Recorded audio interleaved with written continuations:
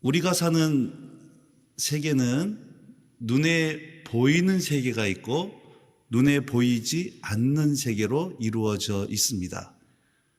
그런데 이 세상은 이 눈에 보이지 않는 세상이 실제로 존재한다고 믿지를 않고 있어요.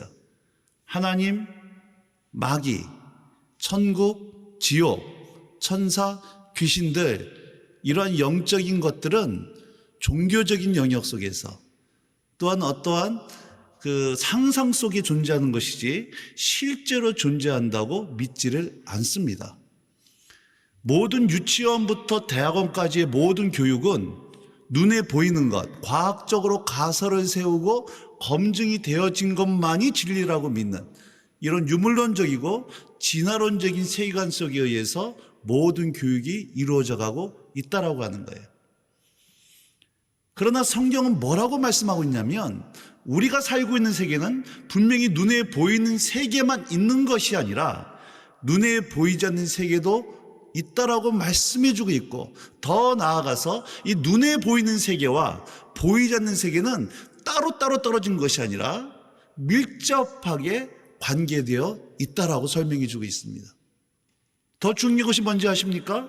이 눈에 보이는 것은요, 이 눈에 보이지 않는 세계에 의해서 영향을 받고 있다는 거예요. 자, 예를 들어서 사람이라고 할 때는 눈에 보이는 육체가 있고 보이지 않는 영혼이 있습니다. 이건 살아있는 동안은 절대 분리가 되지를 않습니다. 이게 분리가 되면 죽은 거예요. 몸이 아파서 병원에 갔습니다. 너무 아파서 여러 가지 검사를 하는데 원인이 안 나와요. 이때 의사 선생님들이 뭐라고 진단하십니까? 신경성이군요 그러는 거예요. 스트레스가 마음의 원인이 되어져서 육체의 증상으로 질병으로 나타난다는 거예요. 그래서 의학 용어 가운데 한국어로 된 의학 용어가 하나 있습니다. 화병이라고 하는 거예요. 아마 굉장히 공감되신 분도 계실 것 같은데, 마음이 너무 힘들다 보니까 육체의 증상으로 나타나는, 그러나 병원 가서 종합검사를 해봐도 원인이 나오지 않는, 보이지 않는 마음의 영역이 보이는 육체 가운데 영향을 미치고 있다는 거예요. 여러분 잘 아는 말씀 욥의 상황을 봐도 똑같습니다. 욥은 자신에게 닥친 그 전무후무한 인생의 고난의 원인이 도대체 뭔지를 몰랐어요. 그럼 우리는 아는 거죠. 욥에게 닥쳤던 그 고난은 보이지 않는 영적인 세계 속에서 하나님과 사단의 대화가 원인이 되어져서 욥에게 큰 어려움으로 닥쳐오고 있더라고 하는 거예요. 나무가 크게 자랍니다. 풍성한 열매를 맺기 위해서는 반드시 눈에 보이지 않는 뿌리가 깊이 뿌리를 내려야 나무가 크게 자랄 수 있고 풍성한 열매를 맺을 수 있다라고 하는 거예요. 눈에 보이지 않는 뿌리에 의해서 보이는 부분에 영향을 미치고 있다라고 하는 겁니다. 이처럼 우리가 사는 세계는 눈에 보이는 세계가 있고 보이지 않는 세계가 있을 뿐만 아니라 더 나아가서 이 보이는 세계는 보이지 않는 것에 의해 영향을 받고 있다. 자, 고린도 후서 4장 18절 말씀에 뭐라고 기록되어 있는가 함께 읽겠습니다. 시작.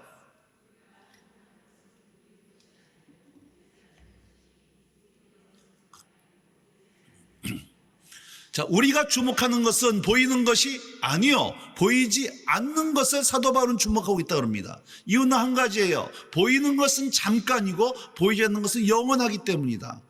여러분, 그래서 보이는 것이 잠깐이기 때문에 보이는 것이 중요하지 않다는 얘기가 아닙니다. 이 눈에 보이는 세계, 여러분의 남편, 자녀, 가정, 시댁, 교회, 서울 땅, 대한민국, 우크라이나, 모든 열방, 이 눈에 보이는 세계에 거룩한 영향력을 미치기 위해서는 반드시 뿌리와 같은 눈에 보이지 않는 세계를 볼 수 있고 다룰 수 있어야 되기 때문에 사도 바울은 눈에 보이는 세계를 주목하는 것이 아니라 보이지 않는 세계를 주목하고 있다라고 말씀해 주고 있는 거예요. 엘리사를 잡으려고 아람 군대가 도단으로 쳐들어왔습니다. 아침에 눈을 떠보니까 적군들이 포위하고 있는 거예요. 그 적군들을 보면서 엘리사의 종 게하시가 탄식하는 겁니다. 선생님, 큰일 났습니다. 우리 이제 죽었습니다. 이때 엘리사가 뭐라고 얘기합니까? 걱정하지 마라. 저들보다 함께한 자가 우리와 함께 더 많다고 얘기하면서 닫혀 있었던 게하시의 눈을 열어주니까, 한마디로 게하시 영안이 눈이 열리기 시작을 하니까 그들을 둘러싸고 있던 수많은 불말과 불병거들이 볼 수 있게 되어지다라고 하는 거예요. 여러분, 현실적으로 봐서는 누가 정상입니까? 게하시가 정상이에요. 두려워할 수밖에 없는 상황이고 절망할 수밖에 없는 상황이었습니다. 그것이 지극히 정상적인 반응이었어요. 그러나 그러한 상황 속에서 엘리사가 두려워하지 않을 수 있던 한 가지 이유가 있다 그러면, 이 눈에 보이지 않는 영적인 세계를 보일 수 있는 눈이 열려 있었기 때문이라고 하는 거예요. 저는 우리 이 수요 여성 예배 드릴 모든 여러분들의 영적인 눈이 띄어지는 은혜가 있기를 주임으로 축복합니다. 그럴 때에 좌절할 수밖에 없고 절망할 수밖에 없고 낙심할 수밖에 없는 상황이지만, 이 상황 너머에 있는 하나님의 손길을 바라보면서 그 상황에 묻히고 좌절한 인생들이 아니라 오히려 돌파하고 극복할 수 있는, 담대하게 하나님의 선하심을 외칠 수 있는 저와 여러분이 될 줄로 믿습니다. 자, 그렇다고 하면 이 눈에 보이지 않는 세계에서 놀라운 일을 체험하고 경험함으로 말미암아 그의 인생이 바뀌었던 한 사람을 좀 소개하고 싶어요. 그게 누구냐? 바로 야곱입니다.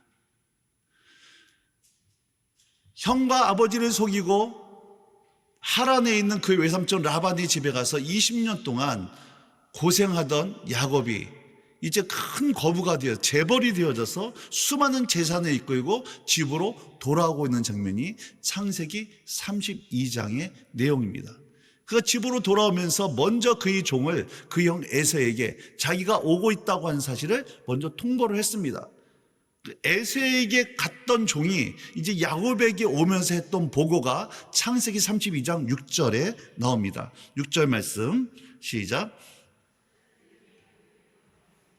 우리가 주인의 영 에서에게 이른즉 그가 400명을 거느리고 주인을 만나려고 오더이다. 자, 에서에게 보냈던 종의 기별을 받았던, 종의 기별이 무엇입니까? 그의 형 에서가 400명의 군사를 이끌고 야곱을 맞이하러 오고 있다는 거예요. 에서가 왜 400명의 군대를 이끌고 쳐들어오고 있습니까? 20년 전에 야곱에게 속았던, 장자권의 축복을 뺏겼던 이 원한과 분노를 에서는 잊지 못하고 있었던 거예요. 이를 갈고 있다가 이제 드디어 야곱에게 복수하겠다고 하는 이 일념을 가지고, 증오심 가득한 마음을 가지고 400명의 군대를 가지고 야곱을 지금 만나러 오고 있다고 하는 사실을 통보받게 되어지는 겁니다. 7절 말씀 시작. 자기와 함께한 동행자와 양과 소와 낙타를 두 떼로 나누고 이르되 에서가 와서 한 떼를 치면 남은 한 떼는 피하리라 하고. 자, 야곱이 400명의 군대를 이끌고 자기를 공격하러 온다는 얘기를 듣고 이때 야곱의 마음 보세요. 심히 두려워했습니다. 그리고 답답했어요. 왜 답답했습니까? 도와줄 사람이 아무도 없는 거예요. 20년 동안 생고생을 해서 이양말리 타국에서 정말 고생하면서 일구었던 자신의 모든 기반이 이제 한순간에 사라질 뿐만 아니라 자신의 목숨마저도 위태한 지에 빠져 있을 때 야곱에게 들어왔던 정서, 깊은 두려움과, 그럼에도 불구하고 어느 누구도 도와줄 사람이 없는 이 심한 답답한 가운데 야곱이 빠져 있었습니다. 자, 이렇게 인생의 위기 앞에 처해 있던 야곱이 그 위기를 돌파하기 위해서 어떠한 행동을 취했는가? 여러분, 자신의 소유를 때로 나누기 시작하는 거예요. 오늘 8절에 보면은 두 떼지만 나중에 더 본문에 있다 보면요, 네 떼로 나누기 시작을 하는 겁니다. 네 개의 떼로 나눴던 이유가 나오죠. 그 이유가 무엇입니까? 20절입니다. 20절 시작. 또 너희는 말하기를 주의 종 야곱이 우리 뒤에 있다 하라 하니 이는 야곱이 말하기를 내가 내 앞에 보내는 예물로 형의 감정을 푼 후에 대면하면 형이 혹시 나를 받아주리라 함이었더라. 야곱이 자신의 재산을 네 떼로 나누어서 먼저 형에게 보냈던 이유가 있습니다. 여러분, 뇌물을 통해서, 재물을 통해서 형의 마음을 풀고 싶었던 거예요. 형의 분노를 누르고 싶었던 것입니다. 이것이 야곱이 그의 인생의 문제를 해결하는 유일한 방법이었어요. 이것은 야곱의 방법이었을 뿐만 아니라 우리 인생 가운데 부딪히는 문제를 해결하는 세상 사람들의 방식이라고 하는 거예요. 여러분, 돈이 있는 사람은 인생의 위기를 돈으로 해결하려고 합니다. 권력 있는 사람은 권력을 해결하려고 그러고, 인맥을 통해서 자신의 지식과 방법을 통해서 자신의 있는 문제를 해결하려고 하는 것이 바로 세상 사람들의 방식이요 야곱의 본성이었다는 거예요. 근심 걱정 괴로움 없는 사람 없을 겁니다. 오늘 여러분의 인생 가운데 닥쳐오는 모든 수많은 어려운 문제들, 여러분 그 문제 앞에 섰을 때에 내가 그 문제를 푸는 방식은 무엇을 통해서 풀고자 하느냐 하는 거예요. 저를 따라 사시기 바랍니다. 사람은 고백한 대로 살지 않고 믿는 대로 산다. 그런 사람은 고백한 대로 살지 않아요. 우리가 아까 찬양했던 것처럼 신실하신 하나님은 고백했지만, 여러분 내가 내리는 결정을 보면, 내 인생의 위기 앞에서 내가 인생의 위기를 풀어가는 방식을 보면 정말로 내 주인이, 나의 믿음이 하나님께 있는 것인지 아니면 내가 가지고 있는 그 무엇에 있는지가 딱 드러나게 되어 있습니다. 사람은 속일 수 있어도 하나님과 나는 속일 수가 없어요. 오늘 지금 현재 전 여러분의 인생의 어려움과 고통이 뭔지 모르겠지만, 내 삶에 닥쳐온 이 큰 어려움과 문제를 해결하는 방식이 하나님 앞에 나아가서 주님의 방법으로 풀어가고 있는가, 아니면은 내가 가진 그 무엇인가를 통해서 해결해가는 걸 보면서, 여러분 진정한 내 삶에 내가 믿고 의뢰하는 내 주인이 누구신가를 여러분 확인해 볼 수 있어야 된다라고 하는 거예요.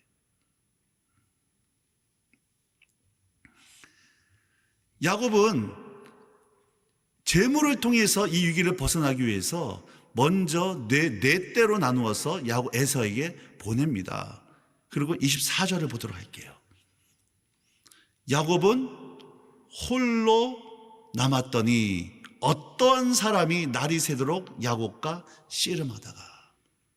야곱은 지금 홀로 남았습니다. 어디에 남았습니까? 혹시 아십니까? 야복강에 남았어요. 자기의 가족들은 야복강을 건너서 먼저 공격해오는 에서에게 제물로 바칩니다. 뇌물로 바치는 거예요. 그래놓고 야곱은 야복강을 건너야 안 건너요?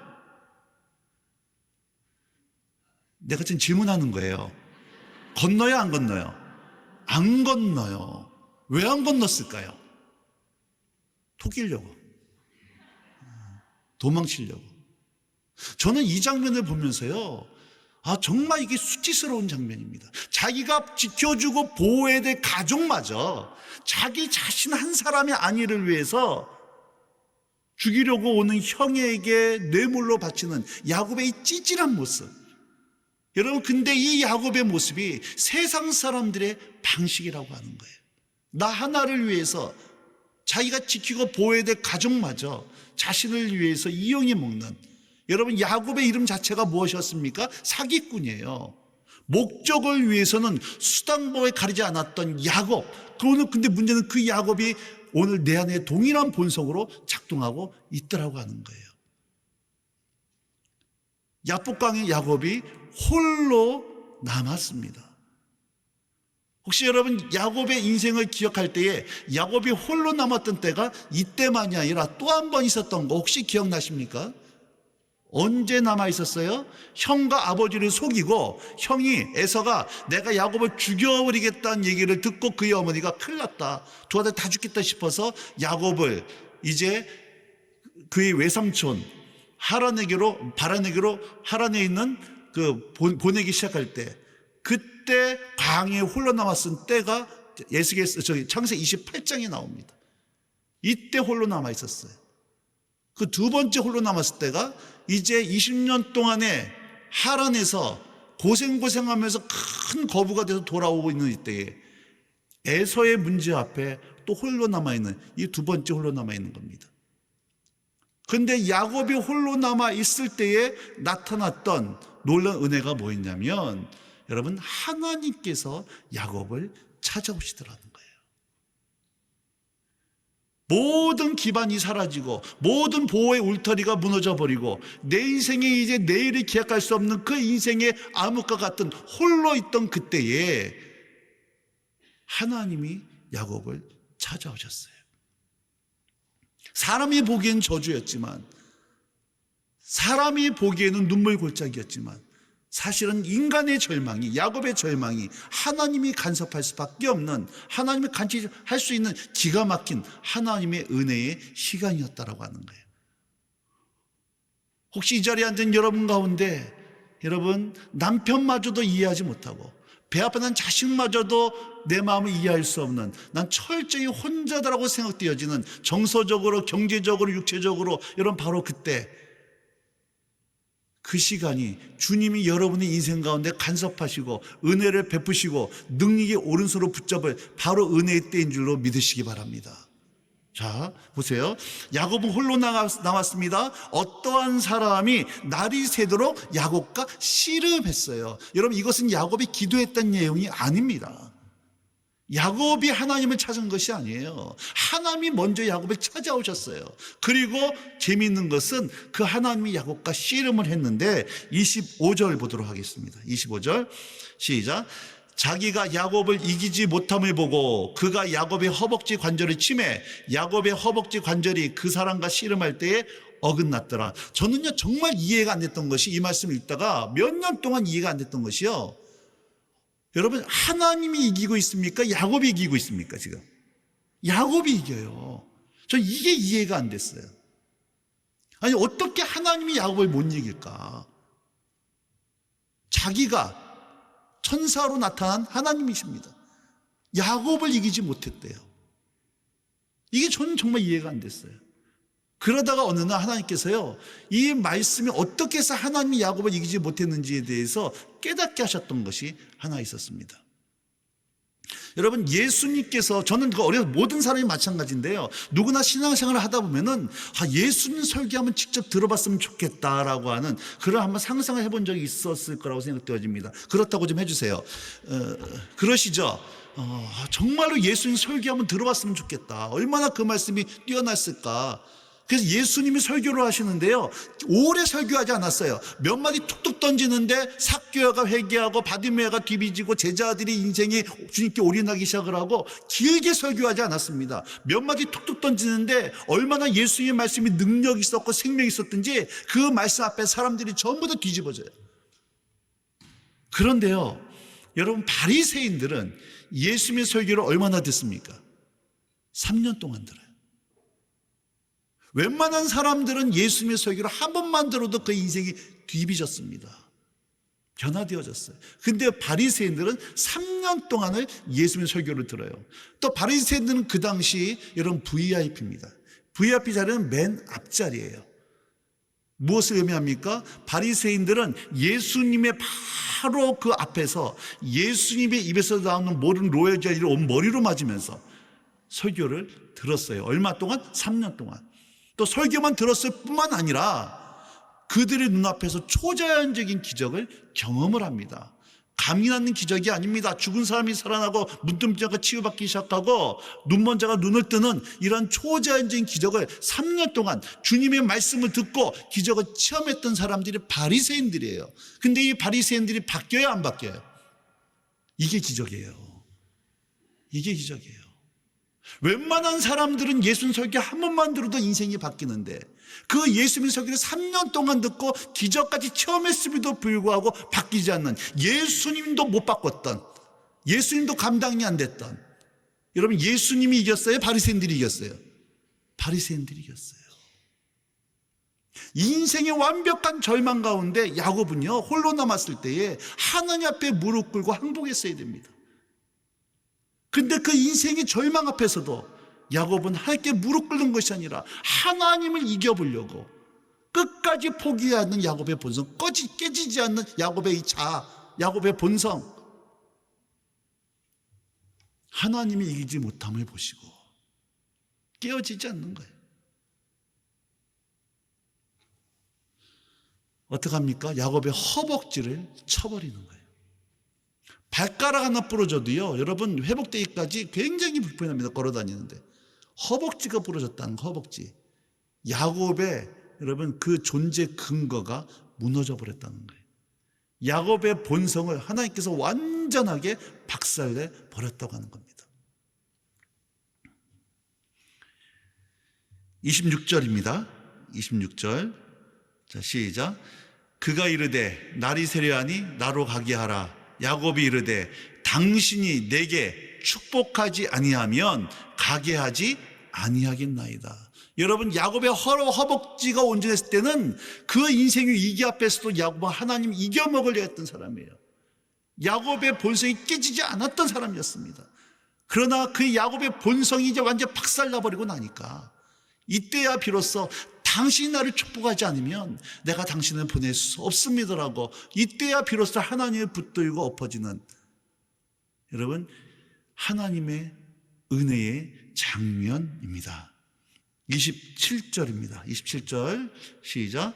그 사람이 그에게 이르되 내 이름이 무엇이냐? 그가 이르되 야곱이니이다. 하나님이 야곱의 이름을 몰라서 묻는 장면이 아니었어요. 네 이름이 뭐냐?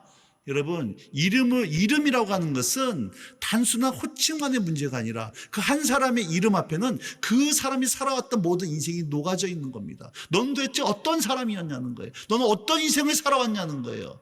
너 인생의 목적이 무엇이었냐는 거예요. 그때 야곱이 대답하죠. 전 야곱이었습니다. 저는 사기꾼이었습니다. 저는 목적을 위해서든 수단을 가리지 않고 살아왔던 비열한 인생이었고 누추한 인생이었습니다. 하나님 앞에서 벌거벗고 그는 커밍아웃하기 시작하는 거예요. 이럴 때에 28절 시작. 그가 이르되 내 이름을 다시는 야곱이라 부를 것이 아니요 이스라엘이라 부를 것이니 이는 내가 하나님과 및 사람들과 겨루어 이겼음이니라. 여러분, 야곱의 이름이 바뀝니다. 사기꾼에서 이스라엘, 하나님 나라의 백성의 이름으로 바뀌어지기 시작하는 거예요. 이름이라고 하는 것은 중의적인 표현입니다. 이름이 바뀌었다, 야곱의 존재가 바뀌었다는 거예요. 목적을 위해서든 가족마저도 수단으로 이용할 수밖에 없었던 철저한 세상적인 가치관에 꽉 붙잡혀 있던 야곱이 하나님을 경험하고 그의 야곱의 본성이 깨지고 난 다음에 이때에 비로소 그의 존재의 변화가 이루어지고 있다는 거예요. 그러면서 오늘 본문입니다. 30절, 31절 시작. 야곱이 그곳 이름을 브니엘이라 하였으니 그가 이르기를 내가 하나님과 대면하여 보았으나 내 생명이 보존되었다 함이더라. 그가 브니엘을 지날 때에 해가 돋았고 그의 허벅다리로 말미암아 절었더라. 여러분, 야곱이 하나님을 만나 그의 허벅지 관절이 깨어지고 야곱이 이스라엘로 바뀌었던 장소가 어디였습니까? 브니엘이에요. 하나님의 얼굴이라고 하는 뜻입니다. 그러면서 31절에 그가 브니엘을 지날 때에 해가 돋았고, 저는 이 표현이 너무 좋아요. 브니엘의 이전의 야곱의 인생은 어둠이었다는 얘기입니다. 그의 인생은 암흑이었다는 거예요. 그러나 비록 그의 육체는 쇠잔해져서 허벅지는 절개되어졌고 평생 이때부터 야곱은 지팡이를 짚고 불구의 몸으로 살아갈 수밖에 없는 인생이 되어졌지만 육체는 쇠잔했을지 몰라도 그의 영혼은 브니엘의 새 아침을 맞이하는 인생의 근본적인 변화가 있게 되어졌다고 하는 거예요. 저는 오늘 이곳이 여러분 수요 여성 예배가 또 올 한 해가 여러분의 인생 가운데 브니엘의 한 해가 되어지길 주의 이름으로 축복합니다. 여러분, 이렇게 야곱이 브니엘에서 그의 존재가 바뀌고 난 후에 자, 어떠한 일이 벌어졌는지 33장 3절 4절을 보도록 하겠습니다. 3절 3절 4절 자, 시작. 자기는 그들 앞에서 나아가되 몸을 7번 땅이 굽히며 그의 형 에서에게 가까이 가니, 잘 보세요. 에서가 달려와서 그를 맞이하여 안고 목을 어금맞추어 그와 입 맞추고 서로 우니라. 여러분, 전날 밤만 하더라도요, 야곱 에서는 400명의 군대를 이끌고 분노와 증오에 가득해서 지금 야곱을 죽이려고 달려갔던 그 에서가 하룻밤 사이에 그 야곱을 끌어안고 울고 화해하는 극적인 장면으로 바뀌어지더라고 하는 거예요. 도대체 하룻밤 사이에 무슨 일이 있었습니까? 여러분, 브니엘의 새 아침이 있었어요. 보이지 않는 영적인 세계 속에서 야곱의 존재가 바뀌어짐으로 말미암아 절망할 수밖에 없었던 그의 삶의 환경이 바꾸어졌던 이 브니엘의 새 아침, 바라기는 올 한 해가 여러분에게 그런 한 해가 되어지기를 주임으로 축복합니다. 그러기 위해서는요, 여러분 때로는 홀로 있어야 돼요. 주님께서 홀로 만드시기를 원하십니까? 스스로 홀로 가기를 원하십니까? 여러분, 주님께서 홀로 있게 만드시면요, 많이 아파. 상당히 아파요. 주님께서 여러분의 인생 가운데 모든 걸 다 가져가시고 너 혼자 좀 있어야겠다, 손 좀 봐야겠다 그러면은요, 한여름에 달궈진 아스팔트에 깨락지가 내 패대기 쳐진 것처럼 여러분 그렇게 만드십니다. 그러기 전에 여러분 좋은 말 할 때 스스로 주님 앞에 홀로 나가는 은혜가 있기를 주임으로 축복합니다. 올 한 해가 그런 은혜가, 그런 한 해가 되어지길 소원하는데, 그런 의미에서 제가 보기에는요, 이 온누리 교회에서 가장 좋은 분이엘의 장소가 있어요. 제가 오늘 청탁을 받았습니다. JDS라고. 참 좋은 학교입니다. 인생에 한 번쯤은 여러분 이 분이엘과 같은 야복강에 혼자 가셨어요. 거기서 야곱 같은 데 본성을 주의 말씀과 기도 앞에 깨트려 버리고 하나님을 만나는 분이엘과 같은 여러분 그런 은혜의 장소, 여러분 JDS로 초청합니다. 좀 안 하시겠다고 하는 거예요?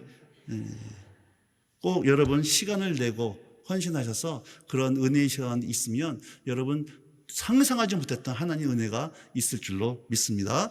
말씀을 마치도록 하겠습니다. 자, 그렇다고 하면 어떻게 내 인생 가운데 보이지 않는 영적인 세계 속에 영향을 끼칠 수 있을 것인가? 보이지 않는 세계를 다룰 수 있고 보이지 않는 세계를 영향을 미치기만 하면 정말로 절망할 수밖에 없는 인생의 방과 같은 내 인생의 현실이 바뀔 것인데, 그러면 이 영적인 세계, 보이지 않는 세계에 영향을 미칠 수 있는 가장 강력한 그 도구가 무엇일까? 어떻게 해야 내 보이지 않는 세계를 바꿀 수 있고 변화시킬 수 있을 것인가?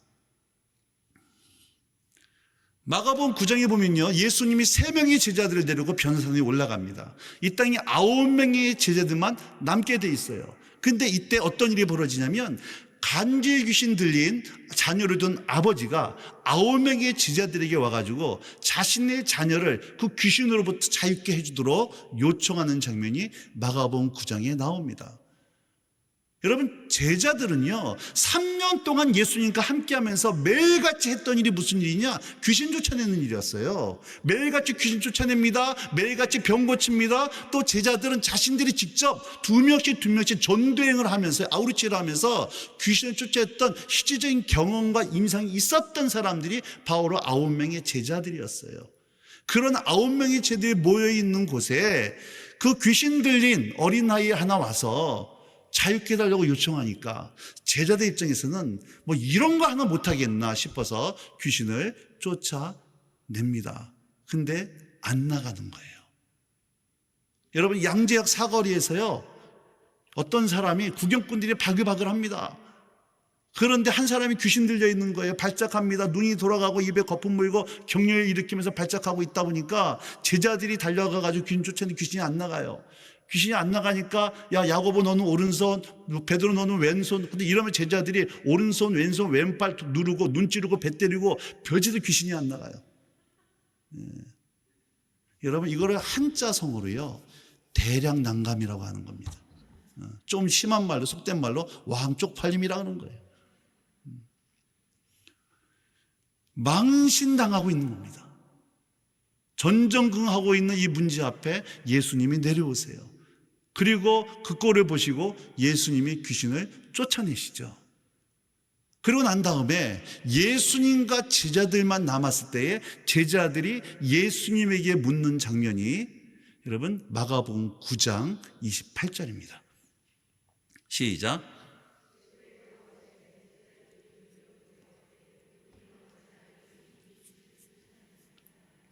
이르시되 기도 외에 다른 것으로는 이런 종류가 나갈 수 없느니라. 집에 들어가심에 제자들이 조용히 묻자오되 예수님, 우리는 어찌하여 이번에는 왜 능히 그 귀신을 쫓아내지 못했습니까? 예수님, 이해가 안 됩니다. 예전에 저희도 귀신 쫓아낼 수 있었잖아요. 근데 이번에 왜 귀신이 왜 안 나갔습니까?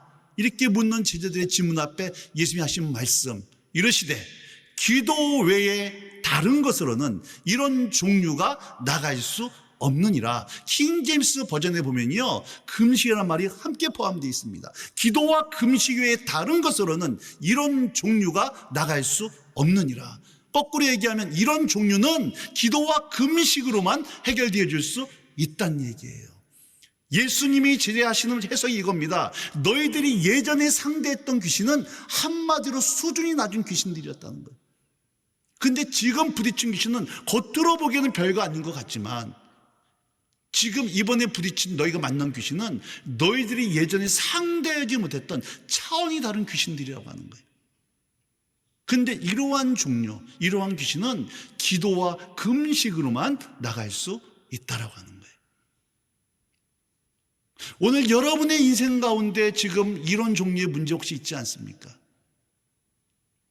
예전에 여러분이 있었던 어려운 문제들, 여러분의 돈을 가지고, 권력을 가지고, 인맥을 통해서, 지식과 여러 방법을 통해서 얼마든지 해결할 수 있었지만, 지금 현재 여러분 앞에 부딪힌 이런 종류의 문제, 그것이 전 뭔지 모르겠지만 그 문제 앞에 쓰기만 하면은 낙심되어지고 눈물 나고 우울증 걸리고 아침에 눈 뜨는 것이 두렵기만 하고 도저히 해결 방법이 없는 이런 종류의 문제 혹시 있지 않습니까? 그것이 남편과의 문제일 수 있고, 자녀일 수 있고, 건강일 수 있고, 재정의 문제일 수 있고, 진로와 직장의 문제일 수 있을 거예요. 주님이 뭐라고 말씀하십니까? 기도 외에 다른 것으로는 이런 종류가 나갈 수 없느니라. 여러분, 올 한 해 기도를 통해서 이런 종류가 해결되어지고 풀어지는 은혜가 있기를 주의 이름으로 축복합니다. 야곱의 인생이 분이엘에서 하나님을 만남으로 도저히 해결할 수 없던 인생이 400가지의 어려움의 문제들, 공격들이 해결되었던 것처럼 올 한 해 여러분의 이 분이엘 새 아침을 기도로 맞이함으로 말미암아 이런 종류가 떠나가는 은혜들, 이것이 여러분의 간증이 되어지고 기적이 되어진 은혜가 있기를 축복합니다. 절대로 사시기 바랍니다. 사람이 일하면, 큰 소리로, 사람이 일할 뿐이지만 사람이 기도하면 하나님이 일하신다. 믿으십니까? 아내가 바가지 긁어봤자 남편하고 부부싸움 할 뿐이지만 아내가 엎어져 기도하면 하여튼 남편 바꾸시는 거예요. 아멘을 안 하시는데, 부모가 잔소리 해봤자 사춘기 자녀들하고 충돌할 뿐이지만 부모가 엎어져 기도하면 하나님께서 내 자녀 바꾸시고 변화시킬 줄로 믿습니다. 그런데요, 이 아멘은 잘해요. 근데 희한하게 기도는 안 해요. 그리고 이렇게 얘기합니다. 기도했다 치고, 우리 기도했다 치고 모여서 회의해요. 기도했다 치고 열심히 봉사합니다. 기도했다 치고 열심히 사역해요. 그런데 아무 일도 안 일어나요. 우리가 일하면 우리가 일할 뿐이지만 우리가 기도하면 하나님이 일하신다. 여러분, 우리가 기도하기 시작할 때, 우리 엄마들이 기도하기 시작할 때, 우리 아내들이 기도하기 시작할 때 하나님이 역사하시고 일하시는 사실을 누가 제일 잘 알까요? 원수가 제일 잘 알아요. 오늘 여러분들이 엎어져 기도하기 시작할 때, 부르짖기 시작할 때 하나님 일하신다는 사실을 원수가 너무나도 잘 알기 때문에 어떻게 해서는 기도의 자리에 나가지 못하도록 만드는 거예요. 바쁘게 만듭니다. 사람 찾게 다니게 만듭니다. 여러분, 내가 가지고 의지하게 만드는 거예요. 여러분, 기도는 사역을 위한 준비가 아니라 기도 자체가 사역입니다. 기도는 영적 전쟁은 준비가 아니라 기도 자체가 영적 전쟁이에요. 기도를 통해서 보이지 않는 세계에 있는 어둠이 쫓아버리지 아니하면 절대로 내 인생 가운데 아름다운 하나님의 전리품과 은혜를 받을 수가 없다라고 하는 거예요. 여러분, 등 따뜻하고 배부르면 기도합니까? 안 합니까? 안 해요. 잘 되면 기도하지 않습니다. 언제 기도하나요?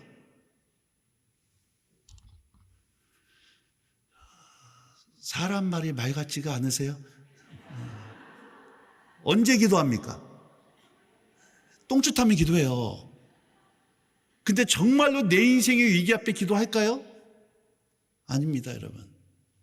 평소에 기도의 자리에 나가지 않는 사람은 내 인생에 에사의 400가지의 공격이 들어온다고 할 때 인생에 혼자 있는 그 순간에 여러분 기도의 자리에 못 나가는 겁니다.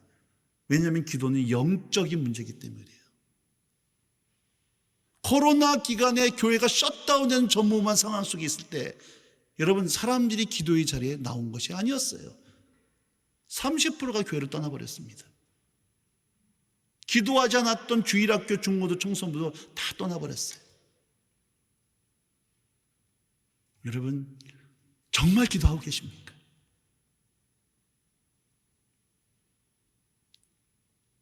여러분의 환도뼈가 부러지기까지, 주님이 나를 축복하기 전까지는 내가 주님을 보내릴 수 없습니다라고 하는 이 절박한 마음을 가지고 여러분, 최근에 기도하고 계십니까? 왜 내 인생에는 은혜가 없을까? 왜 내 인생에는 하나님의 기적이 없을까? 한 가지예요. 엎어지지 않았기 때문에. 언제 기도해야 될까? 언제까지 기도해야 될까? 언제까지 기도해야 될까? 절대로 사지 바랍니다. 기도해. 큰 소리로 기도해. 돌파가 일어날 때까지. 물은 100도에 끓습니다. 99도도 안 끓어요. 100도가 돼야 끓어요. 많은 분들이 이런 얘기합니다.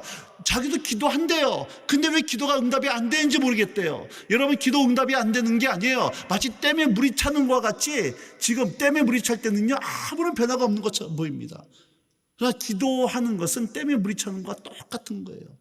물론 하나님께서는 우리의 작은 신음소리에도 얼마든지 응답할 수 있는 분이지만, 때로는 하나님께서요, 우리가 기도를 쌓아놓는 그 시간을 허용하실 때가 있다라고 하는 거예요.